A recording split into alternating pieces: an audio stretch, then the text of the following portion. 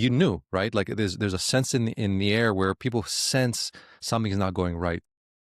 Off the cuff live reaction in asking ChatGPT a fun question about leadership.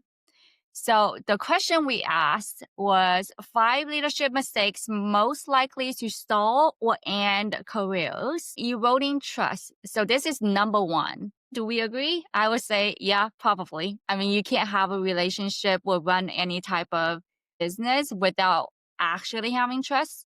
I am a huge believer of giving credit where credit's due and making things just and unbiased. Oh, I will agree. Probably number one. I completely agree. There's a thing about this, like when you are in the trenches and you have an issue with a company and there are bad news to give, sometimes as a leader, you can't give out all the bad news to the team. Instead of hiding it from the team, what you can simply just tell them is the reality. I'm going to give some information today. Some of it is not going to be comfortable. I understand there's some information I can't give you, but there's information that I want you to know so you're aware of where we stand as a company or where we stand as a team. And it's not comfortable to say to the team, hey, we're not doing well right now. But if you hide bad news, even you yourself, you possibly have been in a company where things were going not well. You knew, right? Like there's a sense in the air where people sense something's not going right. So yeah, I agree, Kiana. This one, eroding trust, is very, very important. Yeah. Number two was dodging hard people decisions. That's interesting. I have to think about this because I dodging hard people decisions. I'm assuming they're saying somebody's not able to manage people out of the company. My mind goes into a couple things here, though. I don't know if it would necessarily ruin your career. If somebody is a top performer, which means they are valuable and highly impacting the business, but maybe they are not the right cultural fit. As a leader, then you kind of need to find out why. I feel like, yeah, as a leader, you need to be able to do the good and the bad. You got to be able to manage people up as well as out. Do I think it will ruin your career based off this one?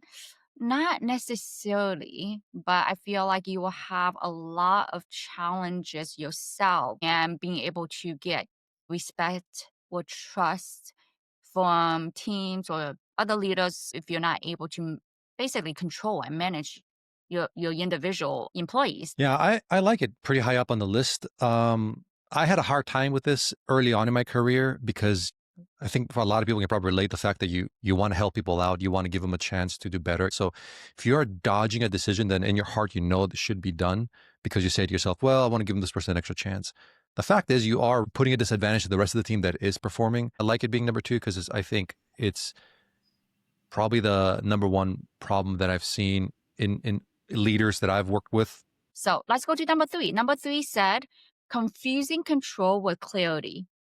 Micromanagement. That's an interesting one. It's a weird Uh, one. it's a weird one. I'm micromanage. I am not a micromanager myself, so I'm huge on this. I agree that I don't know. Here's the thing again. I don't know if micromanagement is going to ruin your career, but I think micromanagement is going to ruin your relationship in managing a team when it comes down to building trust and getting things done.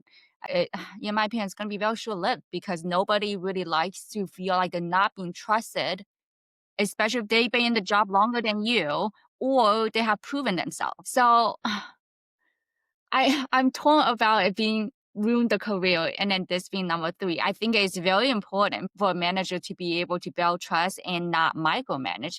I I am not saying there are no time with situations that you have to micromanage. There will be. And there will be employees you may have to, especially if they're on like a PIP. You may have to, right? But for the most part, just set your goals, you set your expectations, and you set very clear direction. You shouldn't have to micromanage. Yeah. What comes to mind is that micromanaging is kind of like a lever. You use it as you need to. Like you said, Kiana, when there's situations like PIP or someone is pretty new and they need more attention on the training or reviewing their process or how they're managing the team. If you're like managing managers, I think there's a lever of where you increase micromanaging with that person and decrease it. And I think it's like individual based, not so much team based. But you certainly don't want to do it all the time. And even if you wanted to do it all the time, you're going to burn out as a leader. So Yeah, Yeah. I agree. I think it's kind of weird to put this up here. I don't really agree with this one, at least not in the way it's presented itself. Yeah. Well, number 4, saying yes to everything. Now, again, interesting sentence.